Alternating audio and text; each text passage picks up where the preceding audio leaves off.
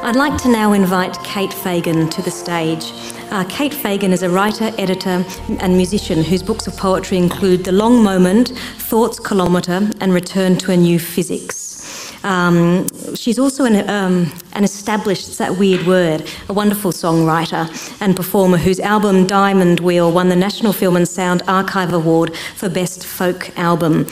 Kate's worked in a number of our projects.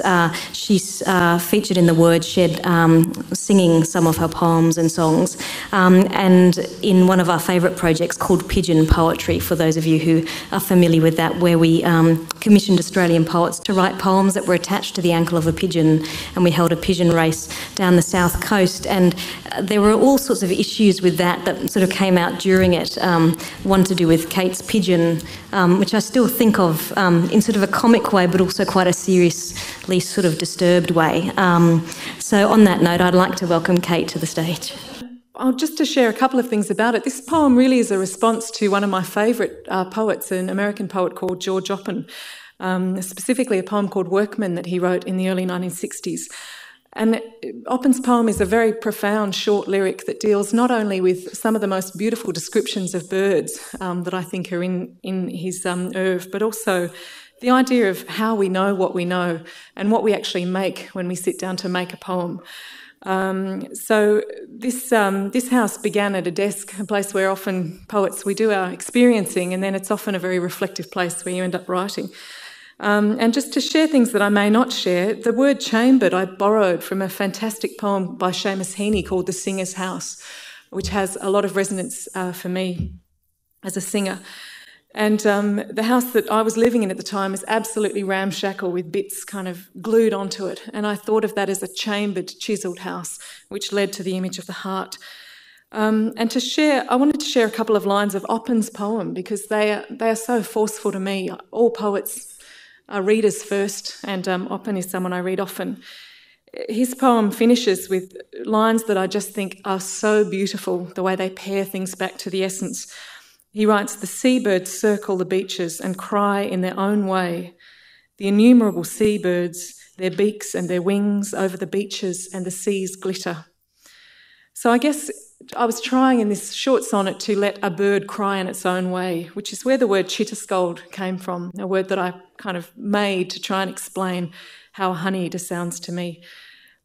So here is Workman Honeyeater again. Another confession, it's actually not my desk I'm sitting at. My desk looked over the street, so I borrowed the desk of one of my roommates who actually looked out over the tree where a New Holland honeyeater used to visit every day.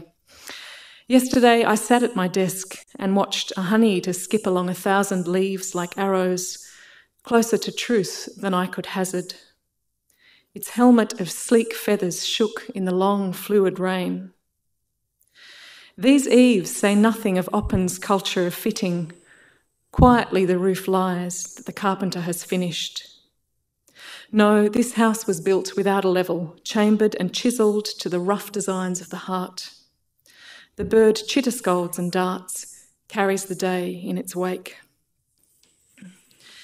And in the spirit of sharing a poem, an introduction I probably never would normally share, I'm going to read a poem called Luminous and confess that it was written after possibly my most groupie moment that I've ever had when I launched myself at Brian Eno and met him at the Luminous after party, and thus ensued a brief but scintillating conversation about fluffy screwdrivers and hairstyles.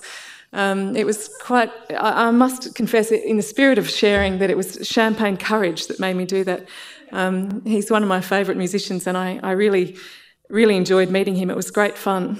And having also always been a Peter Minter groupie, when his birthday rolled around about a week later, still in my cloud of Brian Eno-ness, I wrote him this unabashed love poem. These are things I would never say at a reading, but I thought, poems to share, here's where it really came from. This is a cento. I've been writing, I have recently finished a manuscript which will be out soon. And I've been writing centos, which is a very old form. It's actually a Roman form, 3rd or 4th century form. It comes from the Latin word cento, which literally means a cloak of patches. And centurions would wear these cloaks of patches which would camouflage them when they went into battle against their enemies. So I was thinking this is a great kind of precursor to a work that uses sampling. And as a musician, I'm very interested in things like sampling. So rather than making works that would allow me to be camouflaged among my enemies, I've been writing a series of poems that are dedicated to friends, which sample their work, people who I find really inspiring. So this is a cento, and all of the words come from work by Brian Eno and Peter Minter, and of course it's called Luminous.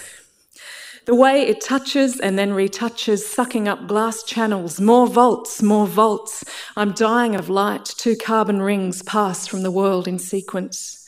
And we saw St. Elmo's fire spitting ions in the ether, our body curving in heroic hope.